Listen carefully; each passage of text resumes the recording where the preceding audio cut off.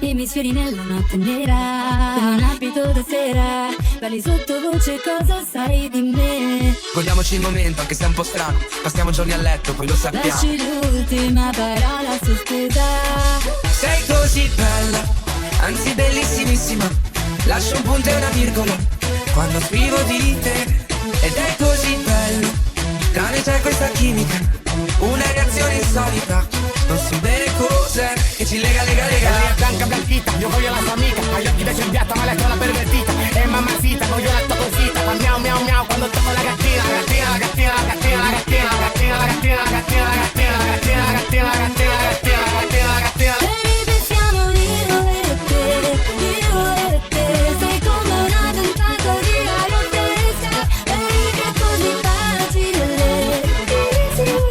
siamo nel gatto ormai, siamo partiti.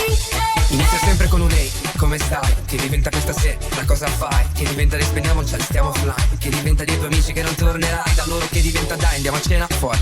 Parlami di te, dei tuoi genitori, dell'università, dei tuoi sogni d'oro. Finiamo una bottiglia e dopo mi innamoro.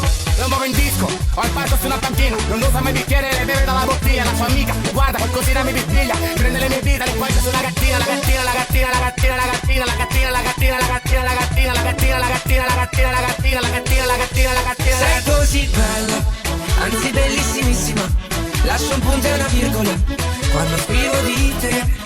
Ed è così bello, tra noi c'è questa chimica, una reazione insolita, non so bene cos'è. Baby, pensiamo io e te, sei come una ventata di aria fresca. Baby, che è così facile,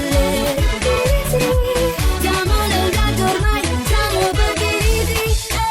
E lei è blanca blanchita, io voglio la sua amica, ha gli occhi da cerbiata ma lei è una pervertita. E mamacita, voglio la tua cosita, fa miau miau miau quando tocco la gattina. La gattina, la gattina, la gattina, la gattina, la gattina, la gattina, la gattina, la gattina, la gattina, la gattina, la gattina, la gattina, la gattina, la gattina, la gattina. Sei così bella, anzi bellissimissima, lascio un punto e una virgola quando scrivo di te.